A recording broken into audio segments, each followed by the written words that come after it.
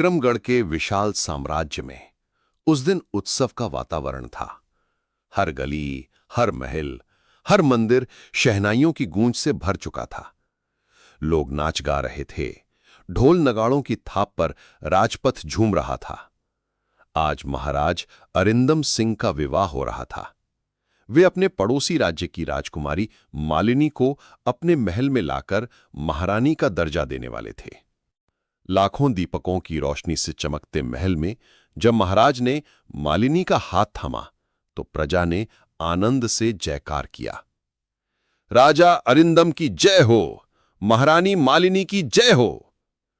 परंतु ये विवाह, जो प्रेम और विश्वास का प्रतीक माना जा रहा था, अगले ही दिन एक भयानक त्रासदी में बदल जाएगा, किसी ने कल्पना भी नहीं की थी। पहला मोड़, रानी का रहस्य। सुबह सुबह राजमहल में अचानक हलचल मच गई। महारानी मालिनी अपने कक्ष में बेहोश होकर गिर पड़ी थीं। दासियां चीखती हुई दौड़ीं। कोई है, महारानी जी गिर गईं, जल्दी वैद्य को बुलाओ। महाराज स्वयं भागते हुए पहुंचे। मालिनी, ये क्या हुआ? आंखें खोलो, कोई है, अभी वैद्य को लाओ। थोड़ी ही देर में दरबार का प्रधान वैद्य पहुंचा और उसने महारानी की नाड़ी देखी। जांच पूरी कर जब उसने सिर झुकाया तो महाराज अधीर हो उठे। कुछ बोलते क्यों नहीं वैद्य जी? बताइए, महारानी को हुआ क्या है? वैद्य ने गंभीर स्वर में कहा, महाराज, बधाई हो, महारानी गर्भवती हैं, वे मां बनने वाली हैं। राजदरबार में सन्नाटा छा गया। महाराज का चेहरा पीला पड़ गया। उन्होंने कठोर स्वर में कहा, यह कैसे संभव है? मैंने तो कल ही रानी को विवाह कर यहां लाया है, फिर एक ही दिन में गर्भवती कैसे हो सकती है? यह बच्चा मेरा नहीं हो सकता। रानी ने आंखें खोलकर रूंधे स्वर में कहा, नहीं महाराज, यह आपका ही बच्चा है। मेरे जीवन में आपके सिवा कोई और कभी नहीं आया। लेकिन राजा का क्रोध आसमान छू गया। चुप रहो मालिनी, झूठ बोलती हो, हमारे कुल की मर्यादा भंग कर रही हो। यह अपमान सहन नहीं किया जा सकता, तुम्हें मृत्युदंड मिलेगा। दरबार में उपस्थित मंत्री देवकीनंदन आगे बढ़ा। महाराज, यदि अनुमति हो तो यह कार्य मुझे सौंप दीजिए। मैं इस गद्दार रानी को ऐसी सजा दूंगा कि उसका नामो निशान मिट जाएगा। राजा ने गरजते हुए कहा, ठीक है मंत्री, लेकिन ध्यान रखना, यदि वो जीवित बच गई तो परिणाम तुम्हें भुगतना होगा। जैसी आज्ञा महाराज। मंत्री रानी को लेकर घने जंगलों की ओर निकल पड़ा। रानी हाथ जोड़कर रोती रही। मंत्री जी, कृपा करिए, मैं निर्दोष हूं, यह बच्चा महाराज का ही है, मुझे मत मारिए। मंत्री ने ठंडी सांस लेकर कहा, महारानी, मैं आपको मारकर पाप नहीं लेना चाहता, लेकिन अब आपको इस राज्य से दूर रहना होगा। यदि महाराज को पता चला कि आप जीवित हैं तो मेरी भी मृत्यु निश्चित है, इसलिए जाओ, कभी लौटकर मत आना। रानी चीखती रह गई, पर मंत्री उसे अकेला छोड़कर लौट गया। जंगल का अंधकार। रानी मालिनी अकेले भटकने लगी। भूख प्यास से व्याकुल होकर उसने आकाश की ओर देखा। हे भगवान, ये मेरे साथ क्या हो गया? मैं गर्भवती कैसे हो सकती हूं? मैंने तो किसी पराये पुरुष की ओर देखा तक नहीं, फिर ये बच्चा किसका है? मैं कहां जाऊं? कुछ ही दूरी पर एक वृद्ध साधु प्रकट हुए। पुत्री, इतना विलाप क्यों कर रही हो? बाबा, मेरे जीवन पर संकट टूट पड़ा है। महाराज ने मुझे धोखेबाज समझा और सब कुछ छीन लिया। अब मैं कहां जाऊं? साधु वशिष्ठानंद ने गंभीर स्वर में कहा, पुत्री, ये तुम्हारी परीक्षा है। जैसे सतयुग में सीता ने अग्नि परीक्षा दी थी, वैसे ही तुम्हें भी देनी होगी।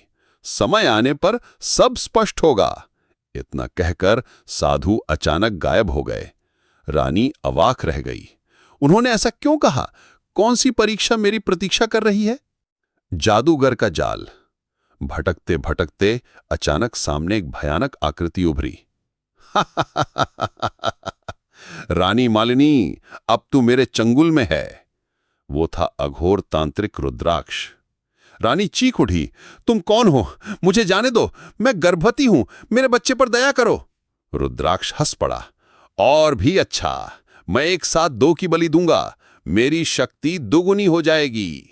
रानी गिड़गिड़ाती रही, पर तांत्रिक उसे अपनी गुफा में कैद कर ले गया। हिरण की दया। जब तांत्रिक कुछ सामग्री लेने बाहर गया, रानी रोते हुए पुकारने लगी, कोई है, मुझे बचाओ, मेरा बच्चा खतरे में है। अचानक एक सुनहरा हिरण सामने आया।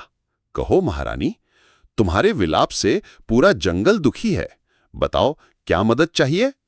रानी ने कांपते स्वर में कहा, मुझे इस कैद से मुक्त करो, तांत्रिक मुझे और मेरे बच्चे की बलि देना चाहता है। हिरण ने पिंजरा खोल दिया।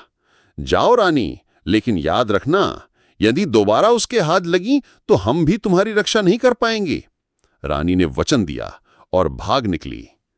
महल में विश्वासघात। जब रानी महल पहुंची तो उसने राजा की बगिया से आती हंसी की आवाज सुनी। राजा अरिंदम एक दूसरी स्त्री से कह रहे थे, ओ तनिष्का, अब मेरा मन तुम्हीं पर आ गया है, तुम मेरी रानी बनोगी। वो उदयपुर की राजकुमारी थी। रानी मालिनी का हृदय टूट गया। तो अब मेरी जगह कोई और आ चुकी है, मैं उनकी खुशियों में बाधा नहीं बन सकती। आंसू पोंछकर वो जंगल लौट गई। पुनः जादूगर का चंगुल। जंगल में कदम रखते ही रुद्राक्ष फिर अधमका। मिल गई तू फिर से, अब तू कहीं नहीं जाएगी। ये बच्चा साधारण नहीं है, इसमें विशेष शक्ति छिपी है। अब ये बच्चा मेरा होगा। रानी ने चीखते हुए कहा, नहीं, मेरा बच्चा मुझसे मत छीनो, वही मेरा सहारा है। पर नियति क्रूर थी।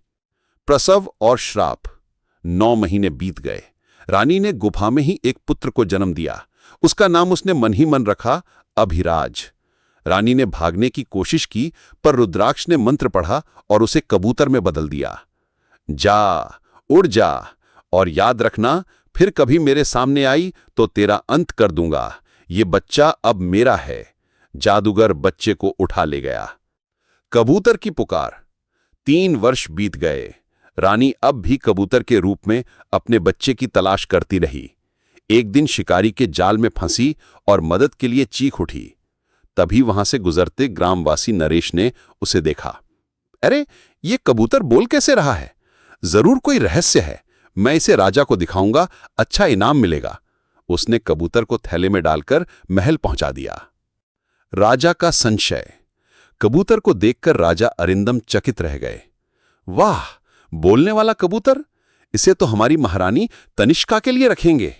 लेकिन जैसे ही रानी तनिष्का ने कहा, कबूतर कुछ बोलो, कबूतर की आंखों से आंसू बह निकले। मुझे जाने दो, मेरा बच्चा संकट में है। राजा चौंक गए। दिन बीतते गए।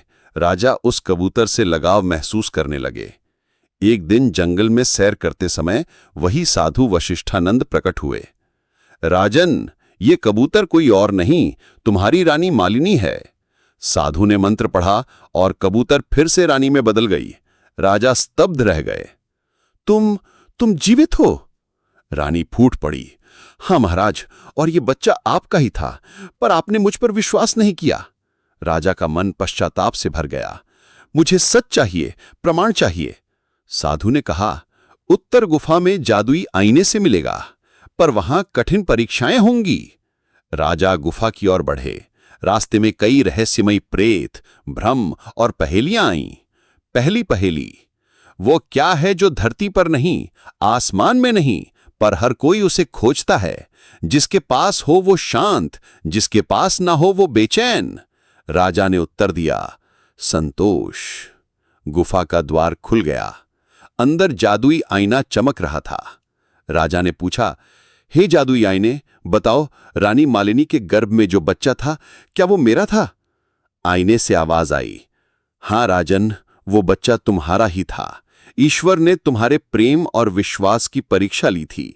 रानी सफल हुई, पर तुम असफल हो गए। राजा गिर पड़े। हे भगवान, मैंने अपनी पत्नी और अपने ही पुत्र को ठुकरा दिया। ये कैसा पाप कर दिया? राजा रोते हुए रानी के पास लौटे। मालिनी, मुझे क्षमा कर दो। अब मुझे अपने पुत्र अभिराज को वापस लाना होगा। वो कहाँ है? रानी ने कहा, जादूगर रुद्राक्ष उसे बलि देने ले गया है, हमें उसे रोकना होगा। दोनों ने साधु का आशीर्वाद लिया और गुफा की ओर दौड़े। महल में विश्वासघात। जब रानी महल पहुंची तो उसने राजा की बगिया से आती हंसी की आवाज सुनी। राजा अरिंदम एक दूसरी स्त्री से कह रहे थे, ओ तनिष्का, अब मेरा मन तुम्हीं पर आ गया है, तुम मेरी रानी बनोगी। वो उदयपुर की राजकुमारी थी। रानी मालिनी का हृदय टूट गया। तो अब मेरी जगह कोई और आ चुकी है, मैं उनकी खुशियों में बाधा नहीं बन सकती। आंसू पोंछकर वो जंगल लौट गई। अंतिम संघर्ष। गुफा में रुद्राक्ष मंत्रोच्चार कर रहा था। छोटा अभिराज वेदी पर रखा था। राजा गरज उठे, रुक जा रुद्राक्ष, ये बच्चा मेरा है।